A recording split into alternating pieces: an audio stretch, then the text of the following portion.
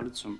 Պարոն Սարգսյան, շնորհակալություն։ Ես էլ կարծում եմ, որ շատ կարևոր է ճկուն օրենսդրություն ունենալը, ու նաև ուզում եմ հատուկ շեշտել, որ նախորդ գումարման ազգային ժողովը արդեն բավական ճկուն է եղել եւ COVID-ի փաստացի մեր մոտ կարանտինի հայտարարման երկրորդ ամսում արդեն այս փոփոխությունը ընդունվեց եւ հիմա մենք փաստացի ավելի ենք ճկունացնում եւ մոդեռնացնում մեր օրենսդրությունը, ես կարծում եմ, որ հենց կառավարությունն ու ազգային ժողովը պետք է փորձեն տեխնոլոգիական առաջընթացից հետ չընկնել, երբեմն նույնիսկ միգուցե առաջ ընկնել։ Այս որպես նախաբան։ Երկրորդը մի քանի հարց ունեմ, որից մեկը բխեց ձեր ելույթից, մյուսը ունեի, սկսեմ ունեցածից։ Տեսեք, մենք ունենք Հայաստանում նաև գործունեության տեսակներ, որոնք լիցենզավորվում են եւ կարգավորվում են լիցենզիոն պայմաններով։ Այդ պայմանների մեջ, օրինակ առողջապահությունում, ամենաէական պայմաններից մեկը, ասենք 3 պայմաններից մեկը դա մարդկային ռեսուրսների առկայությունն է,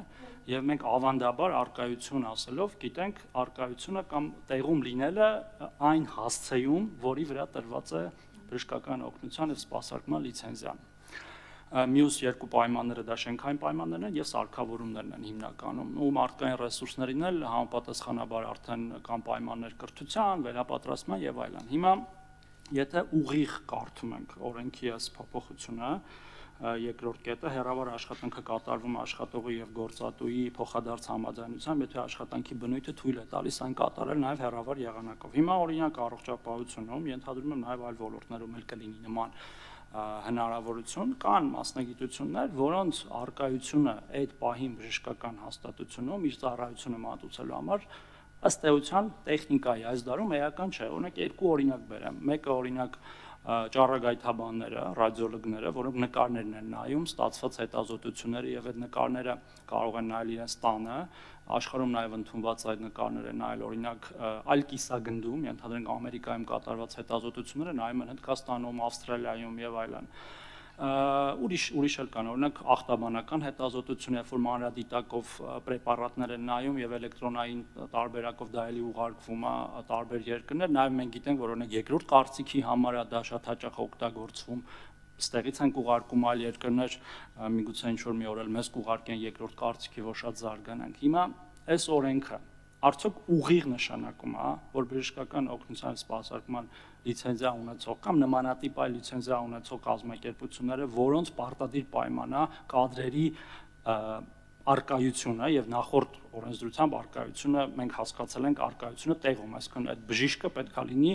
այդ հասցեում, օրինակ մեր հասցեն ոնց է, եթե ստեղ ունենայինք ազգային ժողովի Բաղրամյան 19-ում ենթադրենք։ Եթե չէ, արդյոք բաց չի մնում եւ դա պետք չի կամ ստեղ կամ հարակից օրենքներում դա կարգավորել։ Ըստ ինձ մենք պետք է նաեւ այդտեղ ճկուն լինենք եւ թույլ տանք, բայց որը թույլ տանք եւ որը թույլ չտանք, օրինակ աշխարհում հիմա կա նաեւ ռոբոտացված վիրաբուժություն, երբ որ կարող է մեկը Վաշինգտոնից Ալյասկայում օրինակ վիրահատություն կատարել ինտերնետի միջոցով եւ դա, ասենք, Ամերիկայում ընդունված է։ Ես մի քիչ շատ հեռու գնացի, բայց հələ դեռևս པարզ բաների մասին եմ ուզում խոսել, այդ մեկ եւ եթե դա այո է, ապա թող իմանան մեր տնտեսվարողները, եթե ոչ է, թող զգուշանան կամ սպասեն նոր կարգավորումների մեր կողմից ու հետաքրքիր է օրինակ կառավարությունում սա շրջանը առելուց ինչ կարծիքներ են եկել այս մասով տարբեր գերատեսչություններ, որոնք ունեն լիցենզավորվող գործունեության տեսակներ կադրերի պահանջ պայմանով։ Երկրորդը այս որպես առաջի հարց, երկրորդը դուք ձեր խոսքի մեջ նշեցիք, որ պետական համակարգում է սա կարա կիրառվի, ես ճիշտ հասկացա, եթե այո, ապա սա թողնվում է գերատեսչության ղեկավարի կամ գլխավոր քարտուղարի հայեցողությանը պարզապես, թե մենք օրինակ հանրային ծառայության մասին օրենքում էլ պետք է փոփոխություններ իրականացնենք, որտեվ ես կարծում եմ սա շատ լավ հնարավորություն է օրինակ ազատվելու շատ քառակուսի մետրերով պետական շենքերից, որոնք հավելել ծախս են պետության վրա, երբեմն պարզապես պահելու իմաստով, հոսանք, չգիտեմ, ջեռուցում եւ այլն, եւ երկրորդը վարձակալության։ Մենք բազմաթիվ պետական հաստատություններ ունենք, որ մասնավորից տարածքներ են վարձում եւ այդ աշխատակիցների մի մասը առնվազն, այստեղ արդեն խոսքը գնացել, որ հաճախ զբաղված էլ չի տանը գործի տեղը, թող զբաղված լինի տանը կամ այլ վայրում։ այս մասով ինչ կարող եք ասել եւ արդյոք սա ուղիղ դա է նշանակում, թե դրանից հետո պետքա փոփոխություններ արվեն այլ օրենսդրական ակտերում եւ ընդհանրապես ինչպիսին է կառավարության մոտեցումը, որտեղ այդ աշխատակիցների մեծ մասը ըստ էության գործադիրի մասնակազմում, չնայած որ այլ իշխանության ճյուղերում էլ կան դատական իշխանությունում վստահ եմ կա ասենք փաստաթղթավարություն անող օրենսդիրում կա օրենսդիրի եւ ամենափոքրն է դժբախտաբար կամ բարեբախտաբար եւ վերջի կարճ հարցը զուտ ճշտող էս օրենքի 9-րդ հոդվածի մասին դուք ասացիք որ կայացության ես ճիշտ եմ հասկանում որ այս այդ հենց այդ հոդվածն է որ կայացության բանը պահանջը այս դեպքում չի կիրառվում լավ դա էս համարենք պատասխանած այն երկուսի մասով կխնդրեմ ձեր արձագանքը շնորհակալություն ըստ էության 106-ի 1-ի երկրորդ կետով սահմանը, որ անկախ սեփականության ձևից եւ կազմակերպման տեսակից հենց դրան է ուղղված, որ այս օրենքի այս փոփոխությունը ընդունելու պարագայից հետո արդեն հնարավոր է եւ պետական եւ մասնավոր հատվածում հեռավար աշխատանք իրականացնելու։ Կառավարության մասով մոտեցումը դրա վերաբերյալ նախագիծը քննարկման փուլում ունենք հետեւյալ մոտեցումը, որ ընդունելուց հետո նախարարությունը ընթացակարգերն ամշակելու պետական հատվածում հեռավար աշխատանք իրականացնելու գործընթաց ապահովելու համար։ Նաև զուգահեռաբար քննարկումներ են լինելու եւ նաև պիլոտ եւ քննարկում, որի արդյունքում հասկանանք իր արդյունավետությունը։ Զուտ մակերեսային նախնական ասելով կոവിഡ്ի ժամանակահատվածում, որ ամբողջովին հեռավար է իրականացում, միգուցե առաջի 2 շաբաթ արդյունավետությունը նվազել է, որտեղ ոչ մեկին ծանոթ չէր տվյալ մեխանիզմը եւ ընդհանրապես ոչ մեկ պատրաստ չէր այդ մարտահրավերին, բայց հետագայում դա ցույց տվեց արդյունավետությունը եւ տարբեր երկրների փորձը ուսումնասիրում Միացյալ Նահանգների փորձը մի քանի ամսվա հեռավար աշխատանքը պետական հատվածում մի քանի միլիարդների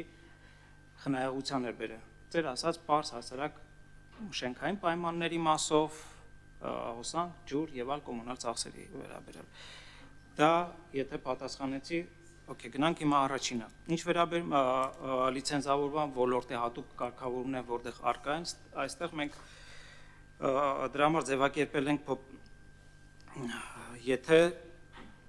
բնույթը թույլ է տալիս, որտեղ քննարկման ժամանակ նախագծի փորձում ենք սահմանումներ դնել, որտեղ որ ոլորտում, որ պարագայում ինչպիսի կարող են, բայց ամբողջական չէր ստացվի դա անելը, կեսատ կստացվեր, դա այս պատճառով խուսափեցինք, տվեցինք հնարավորություն բնույթը թույլ տալու։ Այլ օրենսդրական ակտերով, եթե կան սահմանափակումներ, օրինակ առողջապահության ոլորտում իր առանձնահատկություններ կա եւ կարգավորում, դա արդեն ըստ ամեն ոլորտ իրանը պետք է հասկանա մոտեցումները, որքանով է կիրառելի։ Բոլոր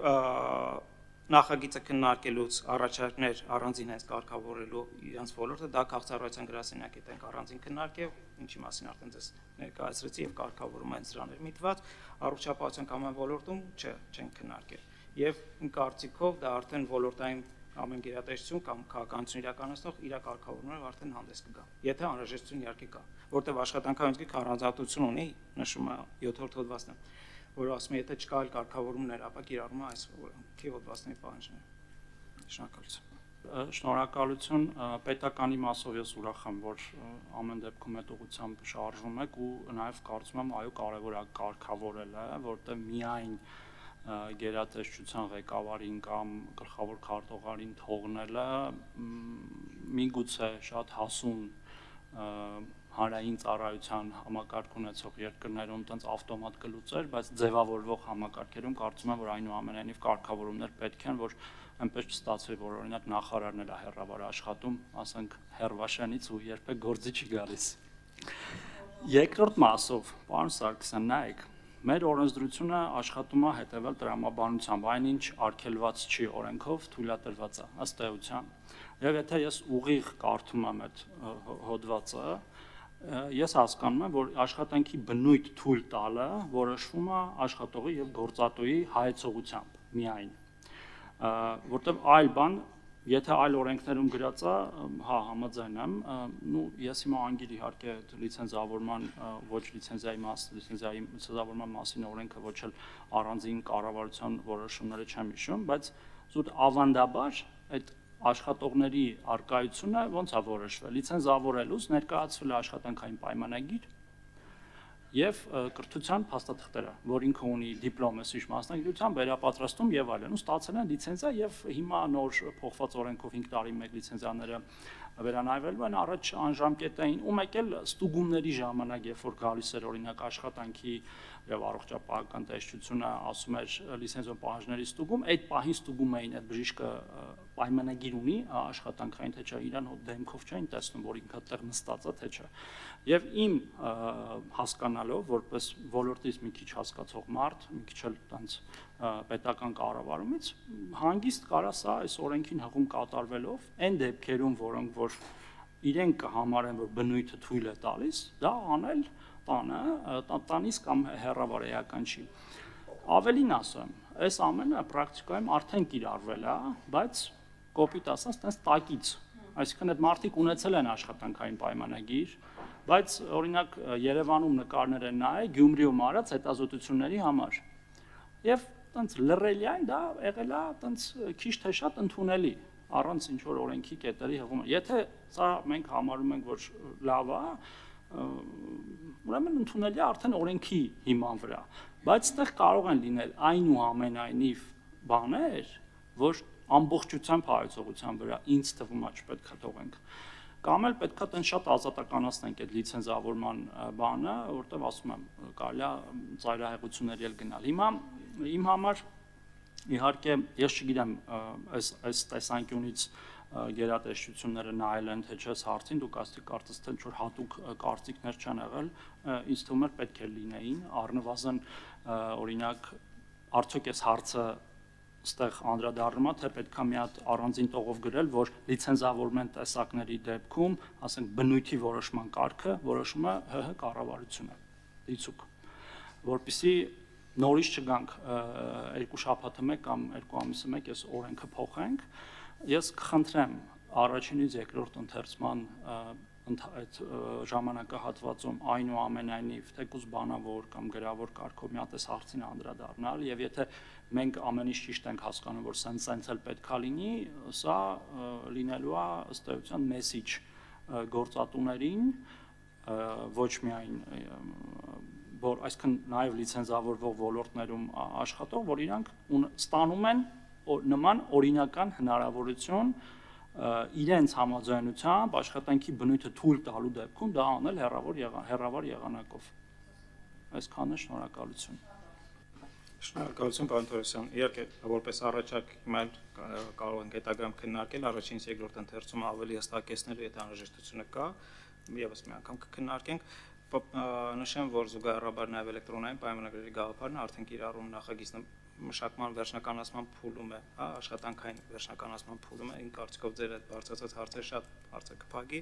զուտ լիցենզավորման մասով անդրադառնամ, որ այդ պատճառով են գրել բնույթը թույլ տալու, որտեղ առանձին օրենսդրություն ունենակ առողջապահության առանձին կարգավորում կա, որտեղ տվյալ գործողություն իրականացնելու պարտադիր պայմաններից մեկն է վայրը, այսինքն կահավորումը, սարքավորումները կամ եւ այլ լաբորատոր ուսումնասիրությունների պարագայում միանշանակ։ Եվ մի կարևոր բան,